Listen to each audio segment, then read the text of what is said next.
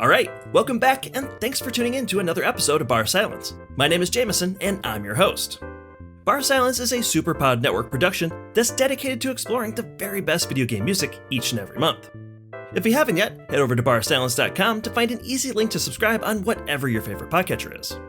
You can also go to superpodnetwork.com to check out an excellent variety of gaming articles, as well as some of the best podcasts that are focused on retro gaming nostalgia and other gaming goodness. And of course, if you're looking for the best 24/7 around-the-clock video game music radio station, you should check out 8 Beats Radio. This show plays there live on the first Tuesday of every month, and you can tune in by going to 8beats.co. In this episode, we're going to be talking about and listening to the relaxing and fun music of Nintendo's Pilotwings series.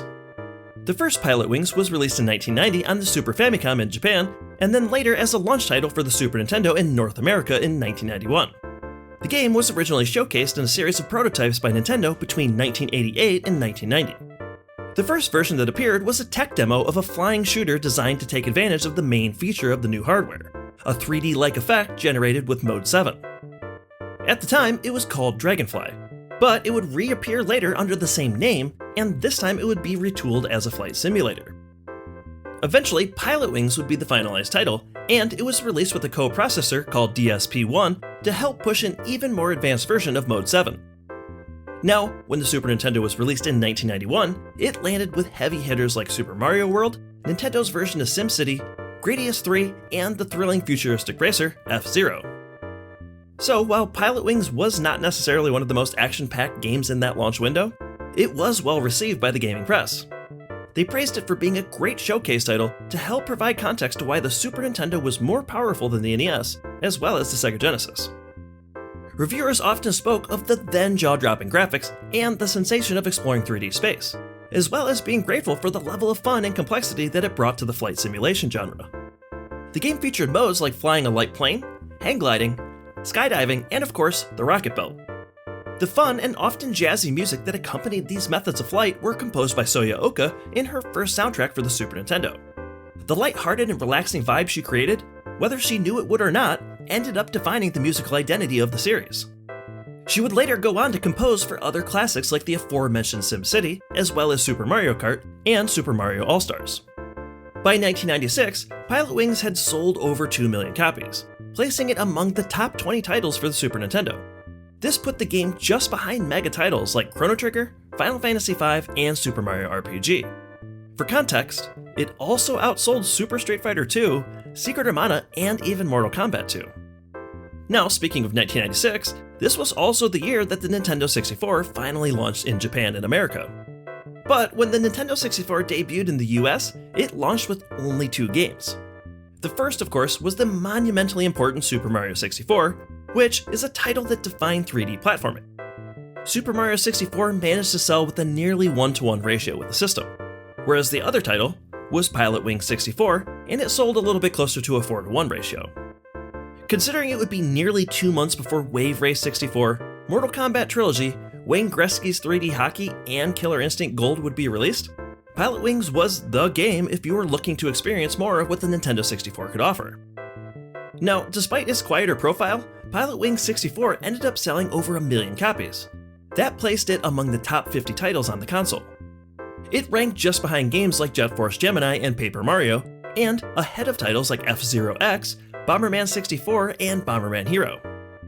Interestingly, while the original Pilotwings was developed by Nintendo EAD under Shigeru Miyamoto's leadership, Pilotwings 64 was co-developed with an American visual technology group called Paradigm Simulation. The main goal with this sequel was similar to the original: give players the thrill of flight, but this time offer the high-flying fun in fully 3D environments. Miyamoto was quoted at the time saying, "It's difficult to explain, but the feeling of flight simulation is very realistic. You can glide down from the top of a mountain, then turn around and look back up at the peak and say, 'Hey, I was just up there.' It's that real." At the time, the idea of traversing a 3D landscape was brand new, and while that sensation he described is essentially always present in today's gaming world, it spoke to not only the power of the Nintendo 64, but also what gaming could be and eventually became. Now, to showcase that concept that Miyamoto was speaking about, Pilotwings offered updated versions of modes from the original, like hang gliding, skydiving, and the Rocketbelt. It also introduced new modes including the Gyrocopter a human cannonball event, and the famously relaxing Birdman mode, which allowed players to freely explore all 4 of the game's distinct island locations. The soundtrack, composed by Paradigm's Dan Hess and arranged by Nintendo's Akito Nakasuka, fantastically brought a lively and fun approach to this game. Dan collaborated with the game's director, Makoto Wada, to create what Wada called a fluffy, floaty sound. Dan also felt that the characters brought a funky, fun vibe to the game, so he infused that feeling into this brilliantly funky, relaxing, and grooving soundtrack. And then, there was nothing. Despite being a system showcase at the launch of 2 Nintendo consoles, the launch of the GameCube and the Game Boy Advance in 2001, the Nintendo DS in 2004, and the Wii in 2006 were all void of Pilotwing offerings. It wouldn't be until 2011, 15 years after the last entry, that Nintendo would finally pull Pilotwings off the shelf and create an all-new version of the game for the launch of the 3DS. Pilotwings Resort was released alongside of 11 other games and 3 variations of Nintendogs plus Cats. This sequel featured the return of plane and Rocketbelt missions as well as hang gliding. And for the pilots in the game, Nintendo provided a way for players to use their Mii characters to fly around the new location, Woohoo Island, which was originally made popular in Wii Sports Resort. Players could then take on the mission mode, where increasingly challenging tasks would reward them by unlocking a variety of super vehicles, like a jet, Super Rocketbelt, and the pedal glider. From there, those unlocked vehicles could be used to fully explore Woohoo Island in the free flight mode. At the time, the game reviewed pretty well, with Eurogamer giving it an 8 out of 10 and 1UP.com giving it a B rating. Most of the reviews praised the game's intuitive controls, mission variety, and its use of the 3D effect. Now, the other important aspect for this to feel like a true sequel was making sure that there was a soundtrack of chilled out music. Our composer, Asuka Ito, delivers a fresh, uplifting sound that builds on the legacy of the satisfyingly easy listening vibe that this series has been cultivating. And the games in the Pilotwings series are, at their core, about experiencing freedom, discovery, and the pure joy of doing something simply for the fun of it. So, to celebrate that carefree feeling, I've put together a playlist for us to float our way through the music that was composed for 3 different games on 3 different systems by 3 different composers over the course of 20 years.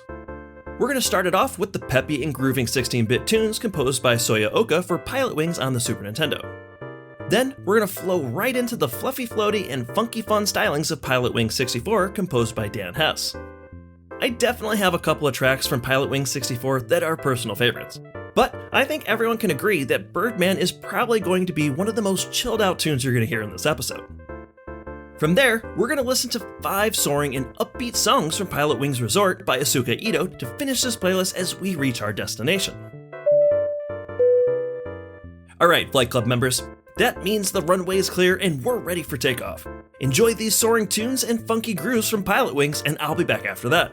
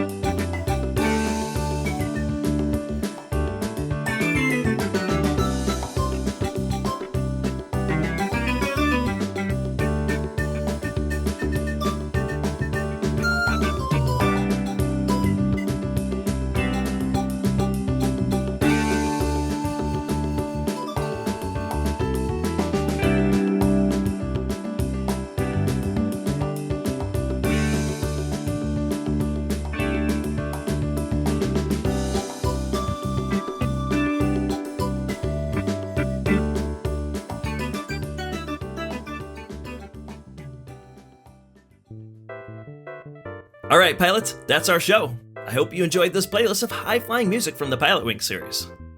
If you want to interact with the show and tell me what you think about my selections in this episode, you can follow me on a variety of social media platforms. That includes Blue Sky, Threads, and Instagram. Following the show in those locations are exactly where you can find great screenshots, artwork, music clips, and various information about the games that are featured in each episode. Check the show notes to follow along on your favorite platform of choice. If you're enjoying this show's selection of incredibly great video game music each month, please consider taking a moment to leave a rating and review on Apple Podcasts, Pocket Casts, Overcast, YouTube, or wherever you're listening to the show, because I'd really love to hear what you think. Don't forget, you can go to barSILENCE.com to listen to past shows if you've missed any, and of course, if you're feeling giving, you can always support barSILENCE on Patreon. For already subscribing, I want to thank the members of the Legion of EGM for supporting the show. Zoe, Alusa, Cameron, and Reptile, you aviators are the absolute best, and I really hope you've enjoyed this episode.